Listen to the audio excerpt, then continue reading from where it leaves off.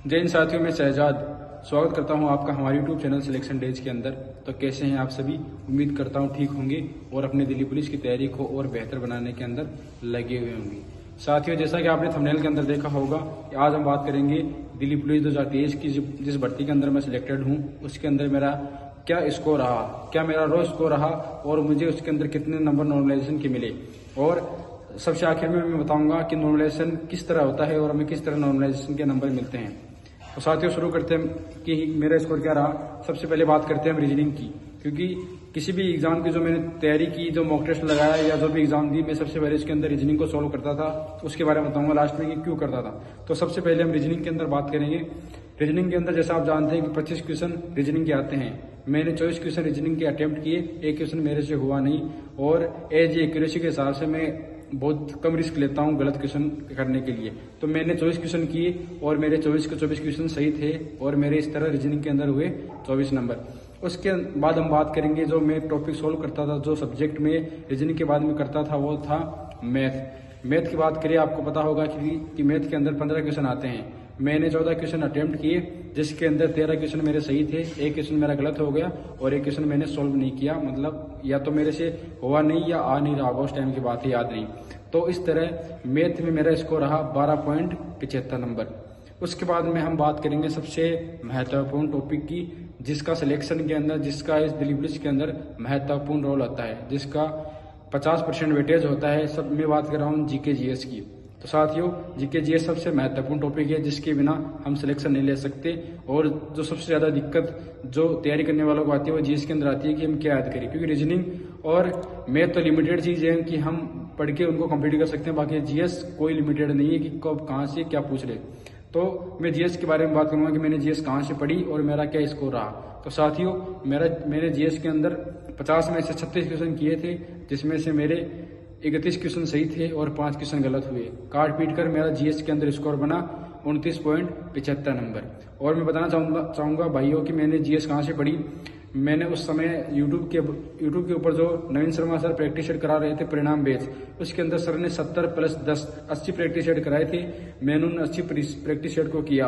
एक practice set के अंदर उसमें 2-3 घंटे लग जाते थे, लेकिन वो बात है कि 50% वेटेज है तो ज्यादा टाइम भी हमको देना पड़ेगा। सिर्फ प्रैक्टिस सेट के दम के ऊपर मैंने 31 क्वेश्चन सही कर दिए और मेरे काट पीट का जीएस के अंदर स्कोर रहा 29.75 नंबर। और सबसे आखिर में बात करूंगा एक ऐसे टॉपिक है जिसके अंदर 10 में 10 लाना एकदम आसान है, लेकिन क्या गलती मेरे से हुई इस टॉपिक के अंदर। मैंने 10 के 10 क्वेश्चन कंप्यूटर के अंदर अटेम्प्ट कर लिए और एग्जाम के अंदर मेरे को फील हुआ कि मेरे 8 या 9 क्वेश्चन एकदम सही है। जब आंसर किया, जो मैंने चेक किया, क्योंकि मेरी रीजनिंग के अंदर अच्छा स्कोर देखने को मिला, मैथ के अंदर अच्छा देखने को मिला, जीएस के अंदर अच्छा देखने को मिला और उम्मीद थी कि मेरे कंप्यूटर के अंदर भी अच्छा स्कोर होगा, लेकिन इसके उल्टा हुआ। मेरे 4 क्वेश्चन कंप्यूटर के अंदर गलत हो गए और ऐसे क्वेश्चन गलत हुए जो मेरे को एकदम सही आ रहे थे और पता नहीं वो किस वजह से जल्दीबाजी में, या जो क्वेश्चन हमें आता हो हम जल्दीबाजी में गलत कर देते हैं, इस वजह से मेरे 6 क्वेश्चन सही थे और 4 क्वेश्चन मेरे गलत हो गए।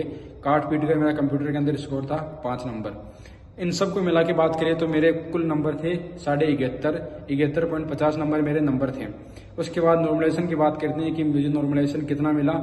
नॉर्मलाइजेशन किस तरह मिलता है वो भी मैं आपको बताऊंगा, इसलिए मैं बताऊंगा कि मुझे 5 पॉइंट कुछ नंबर नॉर्मलाइजेशन के मिले। इस तरह करके 76.64 मेरा पूरा स्कोर रहा। नॉर्मलाइजेशन स्कोर मिला के पूरा स्कोर मेरा 76.64 रहा और हमारी फाइनल कट ऑफ गई थी 68 के समथिंग हमारी फाइनल कट ऑफ थी, इसलिए मैं एकदम सेफ था। अब बात करेंगे हम नॉर्मलाइजेशन की कि वो नॉर्मलाइजेशन स्कोर होता क्या है और किस तरह मिलता है। क्या नॉर्मलाइजेशन स्कोर के अंदर कम भी हो सकते हैं नंबर, इस बारे में मैं आपको बताऊंगा।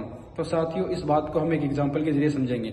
इसके अंदर मैं आपको एग्जाम्पल दूंगा कि जैसे मान लो 5 बंदों की एग्जाम 10 तारीख को थी और 5 बंदों की एग्जाम 11 तारीख को थी। जो 10 तारीख को जिन बंदों की एग्जाम थी उसमें से किसी का नंबर आए 60, किसी का है 65, किसी का है 70, किसी का है 68 नंबर। इस तरह करके उन 500 के नंबर जोड़ के 5 का भाग देके हम एवरेज निकालेंगे।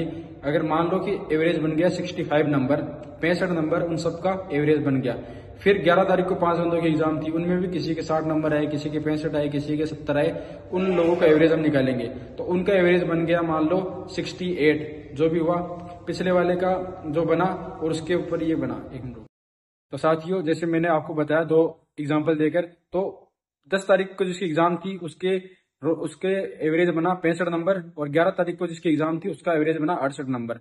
तो जो 10 तारीख को जिसकी एग्जाम थी उसको 3 नंबर नॉर्मलाइजेशन के तौर पर देते हैं ताकि सबको बराबर किया जाए। ये इसलिए होता है कि जिसका एवरेज निकालते पर कम निकलता है तो उनको आयोग को, एसएससी को लगता है कि ये शिफ्ट ज्यादा हार्ड थी, इसलिए 3 नंबर इनको नॉर्मलाइजेशन देके सबको बराबर कर दिया जाता है। इसी तरह मेरे को 5 नंबर नॉर्मलाइजेशन के मिले और मेरे नंबर छिहत्तर हो गए। तो साथियों, सबसे आखिर में बात करना चाहता हूँ कि किसी के लिए मेरा स्कोर बहुत ज्यादा होगा, किसी के लिए मेरा स्कोर कम होगा, लेकिन जो स्कोर मेरे लिए जो स्कोर था वो मेरे लिए जिंदगी बदलने वाला था।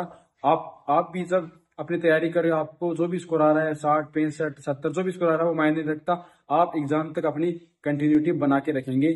सही स्कोर कम हो तो हमें डिमोटिवेट नहीं होना है, अगर ज्यादा हो तो मोटिवेट नहीं होना है, बस अपनी निरंतर तैयारी को चालू रखना है। इसी तरह एग्जाम तक हमें एकदम ऐसे चलते रहेंगे तो एकदम हमें बहुत ज्यादा फायदा होगा।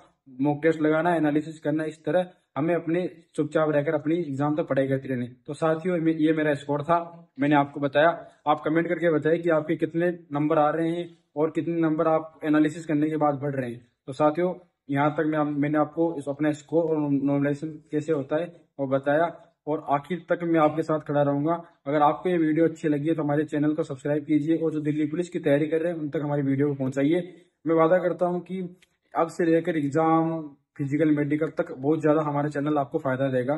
तो साथियों, मिलते हैं नेक्स्ट वीडियो के अंदर, तब तक हमारे चैनल को सब्सक्राइब कीजिए। जय हिंद।